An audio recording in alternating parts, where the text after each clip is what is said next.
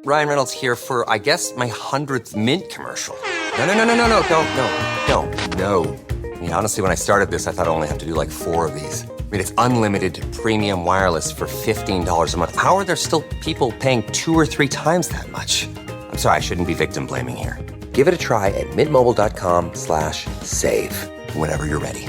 $45 upfront payment equivalent to $15 per month. New customers on first 3-month plan only. Taxes and fees extra. Speed slower above 40 gigabytes. See details.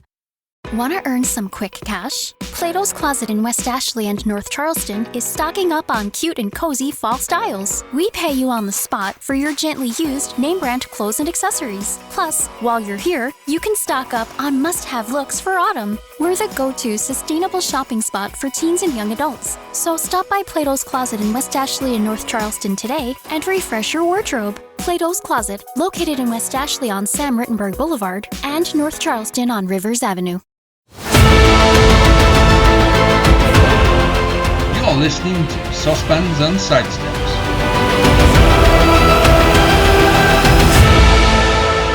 Hello and welcome to your newly rebranded Saucepans and Sidestep podcast. Joining me, Big M, is Carwyn and Hugh Griffin, the Stat and Cat. How are we, gentlemen? Good, thank you. Yeah, it's the summer's flown by. Scary to think that we're back in rugby season mode. Well, I should say Northern Hemisphere rugby season mode already. Obviously, games being played all year round now. But yeah, nice to be back chatting all things Scarlet. Yeah, it feels like it's come around quick. I was only just starting to settle into having time off and now we're straight back into it. So we're going to be getting back into the old routine every Monday night. So stepping on here, hopefully talking about some glorious victories. And yeah, so just trepidation, but I am looking forward to watching my team again, first and foremost. Some positivity to start us off. I love it. Great to hear. And it's going to carry on for the entire season, no doubt. So first thing we need to talk about is we have rebranded. This is now the 3rd season of a Scarlet's podcast with its 3rd name. So Hugh, do you want to give a little pointer as to... Yeah, so we were workshopping this in the group chat, weren't we, for ages, trying to come up with a new name. Because, you know, it's not a secret. There's a forum that shared a name with our previous name, which I didn't know when I suggested the name. And I was rather hoping that the boys on the pod who did know about it would have pointed out to me not to go with that name, but sadly, no. So we've decided to sort of distance ourselves from the famous forum, and you know, we are a separate entity, not related in any way, and we just thought it was better to do that. So we workshopped it in the group chat, didn't we, for ages. We kept coming up with what's a Scarlet C word, and saucepan was the one that kept coming up, so we needed another word that began with S. Lee G suggested saucepans and scrums, but as a Scarlet's pod that would have just been ridiculous. What? So saucepans and sidesteps is what we, and there was a bit of a, is it sidesteps and saucepans? Sidesteps and saucepans, or saucepans and sidesteps? Saucepan first. We went back and forth on that for ages. So saucepans and sidesteps. Now all the Twitter is rebranded. If you search saucepans and sidesteps either on Twitter or Facebook, you will find us there. Get involved. You can comment, tell us what you think. Get in amongst all the other fans from other regions who tell us what they think very regularly. Yeah. So that's the thinking behind the rebrand, and I'm quite happy with it. I have to be honest. I don't know about you boys. Yeah, I'm happy. It is the heritage. The Scarlet's way is running rugby. It is flair. So sidestep is a natural word to describe us, I should say. So we haven't come on here with nothing to talk about. We haven't just decided to have a get together. We have actually played a pre-season game. So we turned up to Carmarthen Park to play Carmarthen Quins with a very young side this past Saturday. It was actually, the coaching group in that was actually led by Scott Snedden and Phil John. Peel was obviously involved, as you would expect, but it was majority academy players being involved with a sprinkling of stardom. So we've seen the result, which was 26-14 in our favour. It's kind of odd to say Scarlets, playing the Scarlets team in our favour in the same sentence. So, 3 wins on the bounce now. Oh yeah, that's that's unreal now. Is new season, new levels being achieved. It's brilliant. So, what are you boys' opinions on first off the makeup of the squad that they went with, and then the actual game itself? There's been plenty of coverage with match reports, a few videos popping up. So, Carwin, let's over to you, bud. Yeah, I think in terms of the makeup of the squad, I think it was a wise thing really to give a young squad a good run out. Obviously, sort of no disrespect to Carmarthen Quins, but I'd imagine a fixture like that works just as well for them as it did for the Scarlets boys. Yeah, 26-14. Technically a bonus point win, which is all we ask for, really, isn't it? Doesn't mean we don't ask for much more. Conditions were quite nice on Saturday, so I'm sure there was plenty of running on the park. And yeah, sort of I've seen Rodri Lewis's try, and I thought very smart, as in clearly he's been training or watching Gareth Davis train with his cheeky inside supporting line as a 9. But positive signs, and it's all building blocks. I know this weekend now when they travel to Leicester, it'll be a different test again and a step up again. But good to get minutes into the boys and to sort of see these group of young players say they played for the Scarlets. It's a big confidence booster for them early in the season, because who knows, with injuries and with international call-ups, when they might need to represent the region in a league game. So to get minutes under their belt, and yeah, I hopefully a few more headaches for Dwayne Peel, because that means things are going well. Yeah, I think for me, for the clips that have been going round, Jack Davis again looks like he stood out. Was he playing on the wing in this one? Yeah. Yeah, so he was the one we were excited about towards the end of last season. I think if he hadn't picked up that nasty leg break, we might have seen him in the URC. So very excited about him. Just otherwise, a couple of senior boys. I think Jared Taylor's probably the most senior one in there. Ben Williams was in and around it as well. I think Carwin got a run out as well, which we'd love to see. It's just nice to have a comfortable win, The 26-14 sounds like it was a bit of a close game, but really I think Scarlett's got 3 scores ahead and Quinn's got a couple of what do they call it? Consolations, thank you. Consolation scores. But the most important thing of the whole event that came out was that we get to play round 2 of who sits where for the Scarlets. So I'm going to share my screen now. Hopefully it works. Share. Right, okay.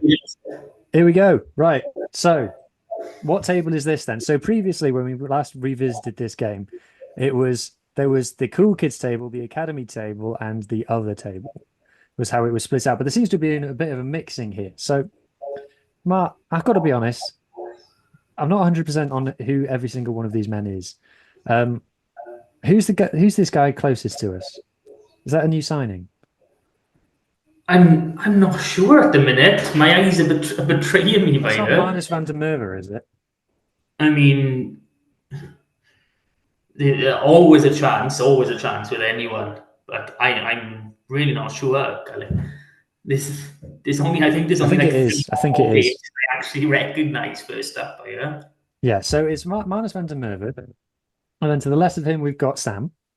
Yeah. Who's on the Madri? I think. I assume that's his. Who's the guy with the blonde hair next to him?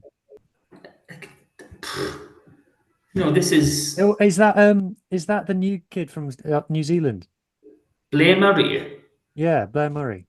Could it be Blair Murray? I think there needs to be a bit of a dive by here to find out. But no, I mean, I think it is. He's not very blonde in his Crusaders photos. Maybe he's had to dye his hair. Yeah, I think that's Blair Murray. And then if I skip one, what we've had here is a bit of a faux pas. So Alec Hepburn, the new prop, who looks a bit. He's a bit good looking for a prop. I don't know what you boys think about that. He also looks a bit Australian. He doesn't look very Scottish. I'll say that much. Doesn't look very prop-like either. No, but he's sat between Charlie and Archie. And as you can see, Oh, Archie that's is phenomenal. fuming about it. You can see that Archie's face there. He's like, what? He's sat between the two best friends.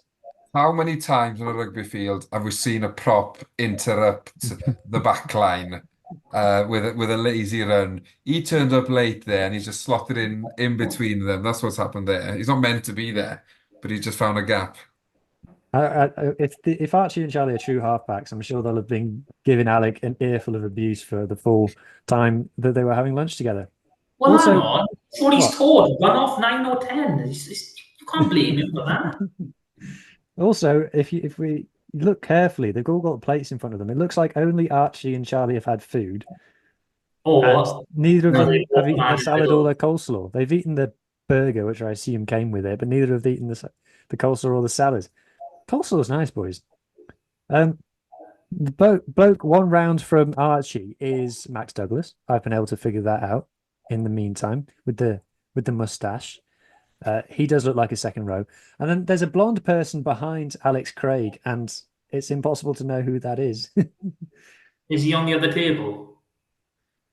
I've got no idea. It could be a lady on the other table. I think that might be the chick with I the think it's a ponytail. lady on a different table. Yeah. Okay, that's a relief. We haven't I signed mean, more two blonde second players. rows together. You wouldn't want to pitch anyone between them, would you? No, that's true. That's true. So And get the it is cohesion going then. It is Blair Murray next to Sam Costello. I've just had a cheeky Google and it is Murray. Cool. Cool. Right. So they all look like they're having a nice day out. So if we go on to the next table, this is more of the cool kids table for sure. Because you've got Johnny Williams there and Tame Plumtree sat next to each other. Dead giveaway at the cool kids table. And then you've got Morgan Jones, surprise entry on the cool kids table.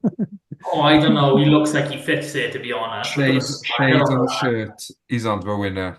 It's a nice shirt. It's a nice shirt. Then you got Ryan Elias. He's next to him. captain. He fits in there. No, That's he's where captain. He sits where he wants. Sits where he wants.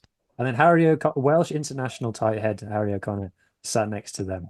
And then nobody else. But also more exotic drinks on this table. Few cheeky, is it Blue Moon with a slice Blue of Moon orange? with the orange in it, yeah. Although Yeah. Tame Plumtree appears to be drinking Stella. Oh, Tane, Go on, Ben Tane. Now, Tane, we'll give you the benefit of the doubt that they ran out of Madry classes because all the Scarlets boys rocked up to the pub and they all wanted a drink, and the barman's probably panicked. But less of that, Tane. And then there appears to be Cristiano Ronaldo in the background as well. That's quite interesting. He often goes to watch the Quins play when he's down in Wales. Yeah, I mean, I don't know about you guys, but I'm thinking Harry O'Connor is the jokester in this group. He looks like he's plotting something. He does as well. Just quickly on Ronaldo. When Ronaldo played for Man United, I grew up in Cheshire, and there was loads of stories about Ronaldo.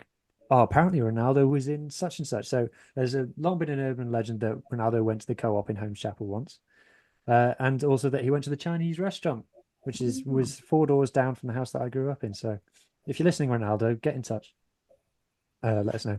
As Carwin said, big Carmarthen Quins fan, Cristiano Ronaldo. And then we've got the other table here. So what we got? We've got Johan Lloyd, sat next to Eddie. So it can't be that bad of a table. And then we've got Johan Nicholas, who I thought was injured, but he looks okay. He's not got a boot on or anything. No. And then I think that's Sean Evans behind him. And who's this guy? Is that Sam O'Connor? It could be Sam O'Connor. That's a good shout, actually. Also, can we just ask Johan Lloyd, why is he taking his shoes off in a pub? In the beer garden? Maybe his feet were hot. Maybe he's wearing sliders. Maybe he's one of these that wear sliders everywhere. Okay, Oh, I don't know. I think we can see the start of his toe line there, you know. Okay. But one thing has to be said, you know, is Eddie James on the squash? Well, that's kind of what it is. There's definitely a 2-liter bottle of squash here. I think he's double parked there. Oh, he hasn't touched his beer. Everyone else has made a start. Maybe he came late. Maybe he went to the cool kids table and they were like, Sorry, how many games you played for not Wales? with that t-shirt. You can't sit here. By the way, we haven't spoken about that. We haven't spoken about the Wales at all. Eddie James obviously picked up his first caps. I thought against the Reds he was very good. Yeah. I think we were all in agreement. We were quite disappointed not to see him properly get that 12 shirt in one of the tests. Yeah. But, you know, time will come. Yeah, definitely time will come. And then lastly, Johan N, Sean, and I think even maybe Eddie appear to be drinking Carling.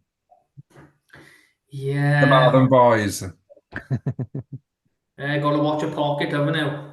I haven't ventured far from the Carmarthen. Or probably prices. Maybe prices. They're like, oh, stick to what we know.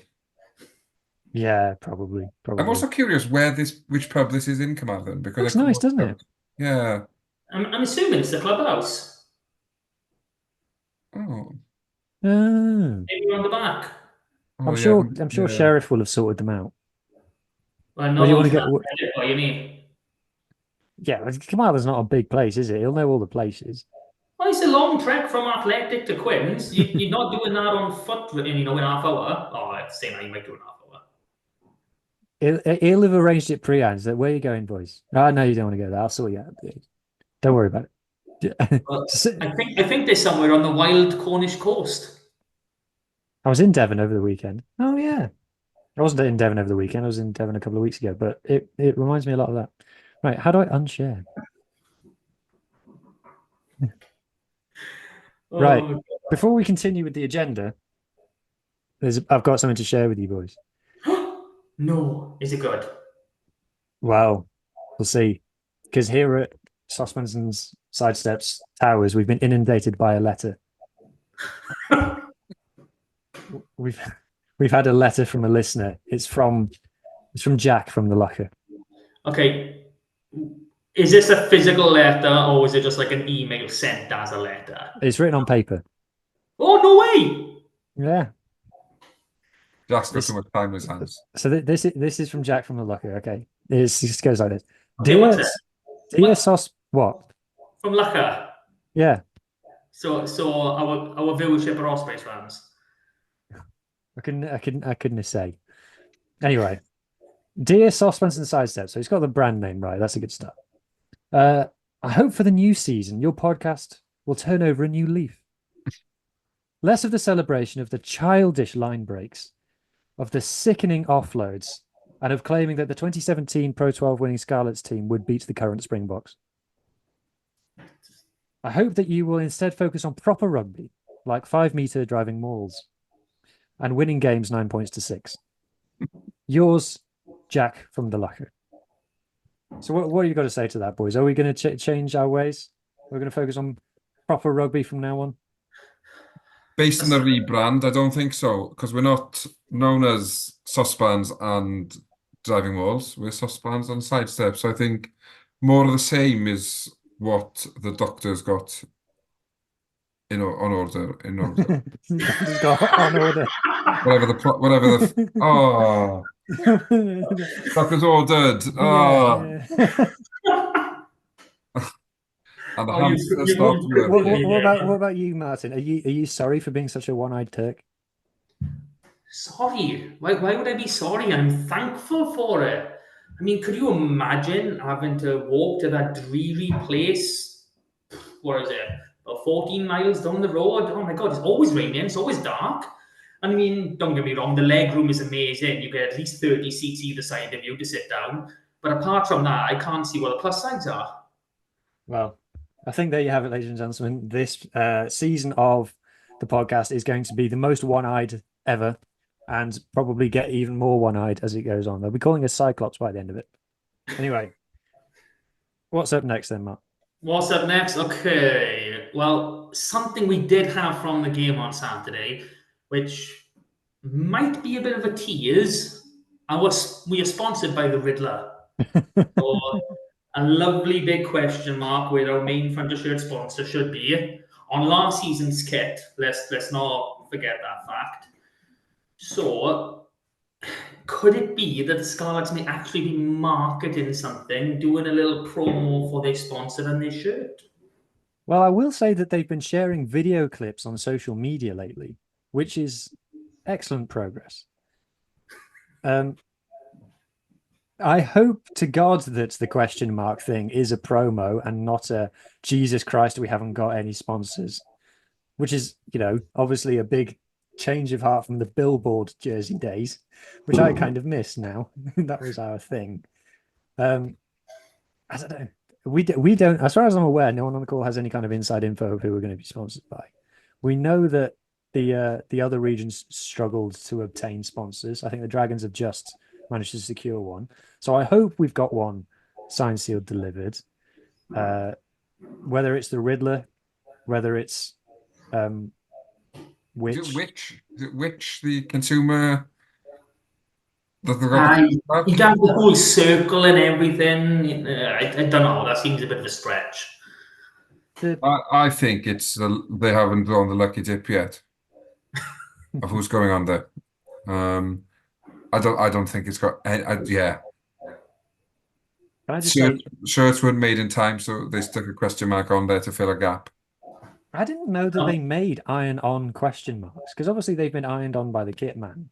I didn't know yeah. that they did question marks. They probably So rang up the kit company and were like, "Come here, they did question marks," and the kit company went, "What?" yeah, Yeah, if you 30 want question to, marks pronto.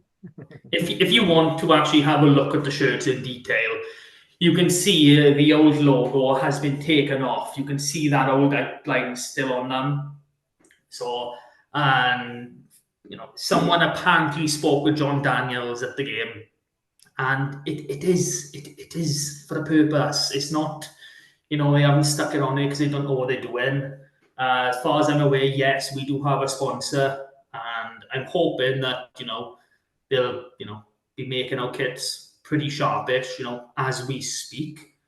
And we get a kit that actually replicates, what the boys are wearing on the field. Unlike again down the road, who will now have a sponsorless replica kit for the whole season. I don't understand what the secrecy is though. As in, let's be honest, it's not going to be Microsoft or Google or £1 billion company. As in, Yeah, just tell us who it is. I think it's just a bit of fun because they haven't got the new kit yet because obviously this took so long, and there's probably some legality around them not being able to put a new sponsor on last season's kit, so they're just having a bit of fun with it. So that's my way of thinking, but I will say that on social media, the only thing that hasn't been suggested is that we actually are sponsored by a question mark. So maybe it's a whole big double bluff thing. People have thought that it's either a cry for help or a promo tease. No one has ever considered that we actually will be playing all season with a question mark on our It might be a silent partner who doesn't want to be named. He's pumped £1 billion into the Scarlets, and he just doesn't want people to know who it The is. only person ever to be a Francis shirt sponsor who didn't want their Yeah. name to become public. He's just inherited a lot of money. He sold the country, and he's like, right, I'm going to pump it into the Scarlets, but nobody can find out for tax reasons. I think it's a Sesame Street thing, and next week we're going to be sponsored by the letter S and the number 4, or something like that, or we're going to have a word of the day. well, That's what I like. if we go back to our fan meeting or whatever that actually is called, apparently our shirts are going to be ready or announced around the Leicester game. So not much longer to wait, but I don't quite think we're gonna get an S next week. I mean, unless there's some very empower listeners who think, oh, that sounds a good idea. Let's go with who, because we know that's happened several times before. Mm-hmm. So, Carwyn, here's one for you. Design me then with the new jersey coming out this week. We think. What's your perfect Scarlets jersey? Oh, I was a big fan of, we had the warrior on the front holding a shield, sort of probably going back late 90s, early 2000s now, probably. I was a big fan of that. I also quite like when they give a nod to all the clubs within the region. I think that's very good. And we sort of see clubs, like with club sock days and stuff like that. I quite like that. What I don't want is 30 sponsors dotted on jerseys. I'm not a big fan of the French club rugby jerseys. I find there's too much sponsors of it, although they've got less than they were in the past. But I'd want a sponsor on the front. preferably knowing who it is. I don't know. I'm not being a slightly larger guy. Skin tight tops don't really do it for me. Give me a heavy jersey with a collar. But yeah, don't ask for much. But yeah, a nod to the regions, maybe with like some sort of character on the front, obviously in red with a good collar on it. Yeah. I mean, for me, I'd like it to be scarlet in colour. You know, That's what I was going to say. I would also like that as well. I'm a bit sick of being the Cardinals or the Maroons. yeah. So no, the scarlet in colour, and I think we were sponsored by WRW Construction when but it was sort of like a white trim, like around the chest and the abs. I do quite like that sort of style.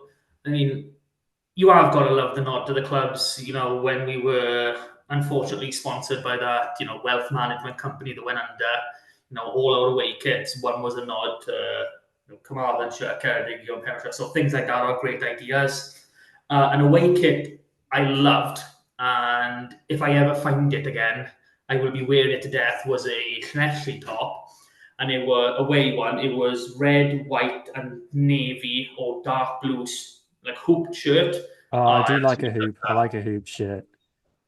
That's the thing with change strips, isn't it? You got an opportunity to be a bit more creative, a bit more. You don't have to stick to the same thing. Like a Scarlet's home jersey, you're kind of limited on what you can do, really. Like I think the one thing for me is I do like white detailing on it. Like my old one, my Cougar one that I've got has got white sides, and I quite like that. I think you can go over the top with it. There was a one from a couple of years ago which had it was a bit too busy with like the stripes and things, the pinstripes and stuff. So I wouldn't go that far, but I just like a bit of white detailing and keep like a nice shade of red. It's harder to get a nice shade of red than you think, but I think we could get there if we try. And like you said, go vintage with the away jersey and be a bit creative and you can basically just design your ideal rugby jersey from scratch Any with no colour, baggage. doesn't matter. Yeah, and just go for that. It will probably be grey. I'll be honest, I think we should probably go through a thing of maybe having our fans design out a waist strip. I think that'd be a great way to engage, with our fan base. Go down to all the schools, give them this competition, design our strip, make a whole malarkey out of it. I think that'd be brilliant. So yeah, so it's due to be out around the Leicester game. I'm thinking of going to the Leicester game because Leicester is less than an hour's drive away from me. I've never been to Welford Road. Less than an hour. Yeah, so I'm thinking of doing that. And why am I thinking you more Coventry?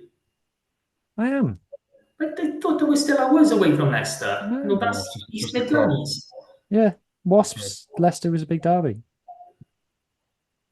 Shows So- what I watch later. Yeah, so I'm thinking of going to that. Hopefully, I can maintain my winning streak of going to see the Scarlets. I think it's fair to say, boys, that we were a bit underwhelmed with last year's preseason. So, what are we hoping to see different this year from our preseason? The Carmarthen Queen's game was a bit of a preseason, wasn't it? Let's be honest. So this is real preseason starts now.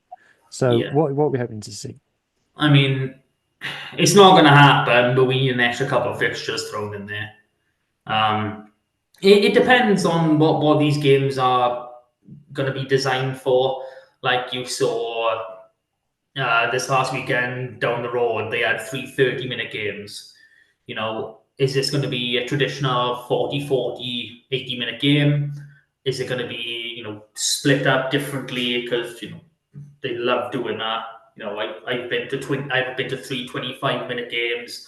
I've been to so many different structured matches. But we need the boys fit.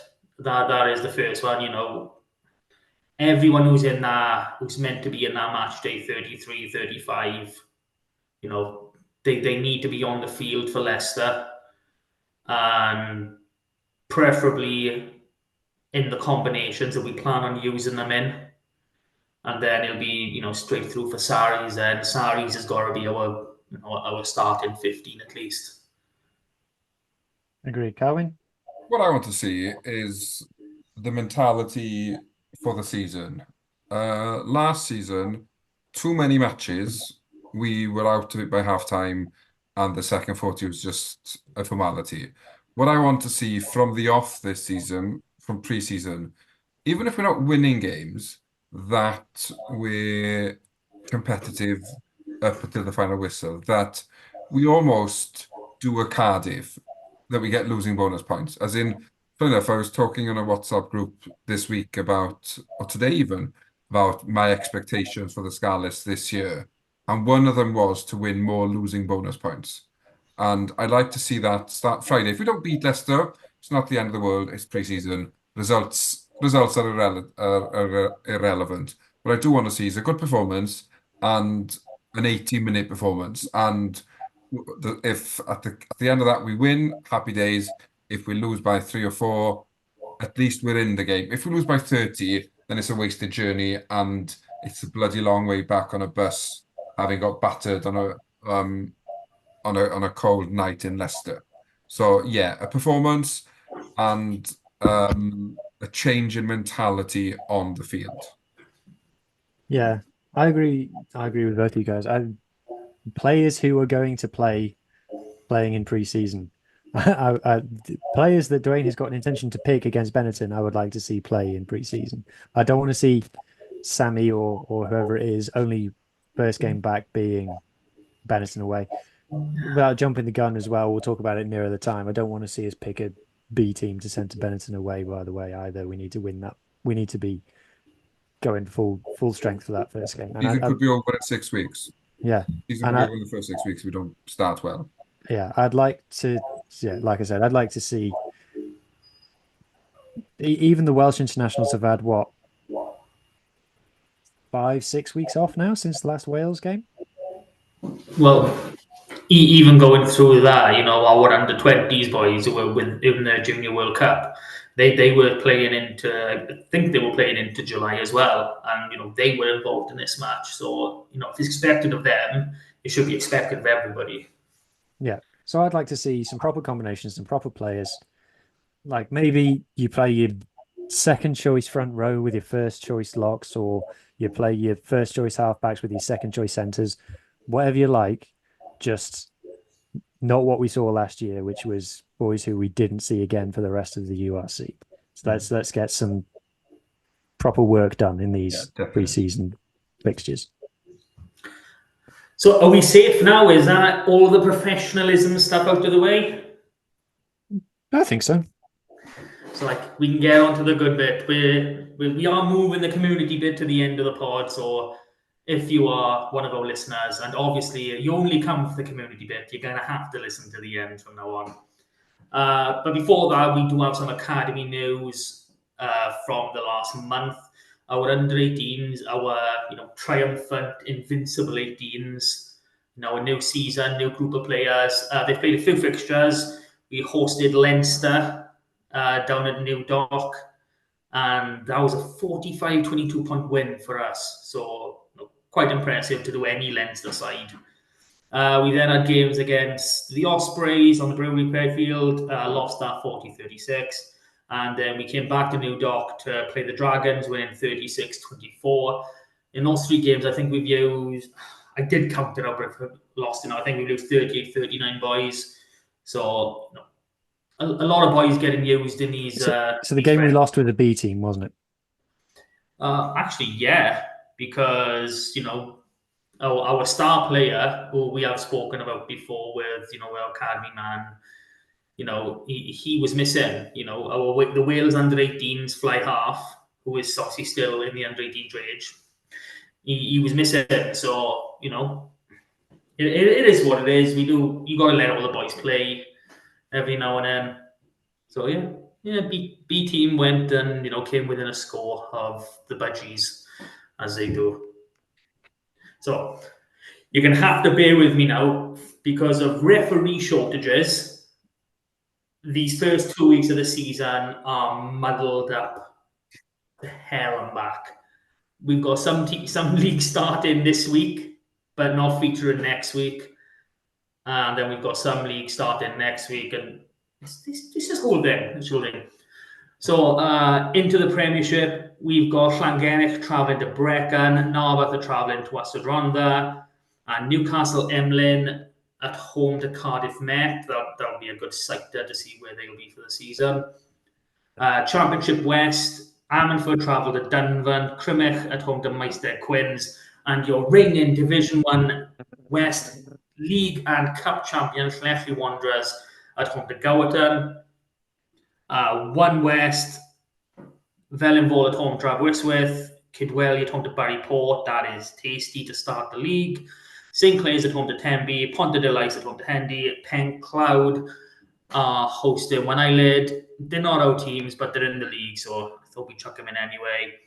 Nothing in 2 West, nothing in 2 West Central. 3 West now, Aberaeron at home to Llangadog, Amnigdale at home to Llandailo, to Croes travel to Cefnithin, Halford Westford Cardigan, and the Gwendraeth Derby, another tasty fixture to start the season, Pontyberem at home to Tumble.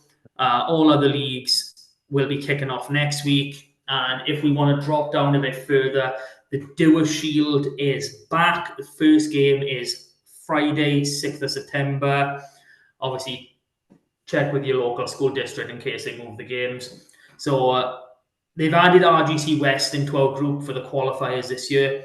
So we've got Carmarthen Schools at home to Pembroke, Ceredigion travelling up to RGC West, and then losing finalists, Mynydd Mawr are at home to the Bowl champions, Llanelli. And that is the quickest community roundup we're going to have all season, boys. Oh. It's a bit of a shame, the whole referee situation. What happened to the days when you'd have to make one of the linesmen be the referee, or make the groundsman or the kit man from one of the teams be the referee? Oh, I know. I'm not sure. I don't think they allow it anymore. You've got to have you've got to have your your level 1 referee or whatever it is. And people, I just think a lot of coaches and stuff, they just don't bother with it anymore. It's worrying though, isn't it, that start of the season there's a shortage of refs. It doesn't bode well when it gets darker and wetter and colder, and it'll be a long season. I mean, from the looks of all the fixtures, it does look like it's only these first 2 starting weeks. So I'm expecting, people who've got kids, they're trying to get a decent summer holiday while the weather is still there. And it's just fallen in an unfortunate manner for the leagues. Well, so other than that, do we have any other news, boys? No news. I'd like the Scarlets to start playing rugby matches now, please. Yeah. Chop. Okay, well, I think that wraps it up for this week. Thank you guys for listening, and we'll catch you all again next week. That was Saucepans and Sidesteps. Please rate, review and share on socials if you can, and join us again next week for more of the same. And until then, enjoy your rugby.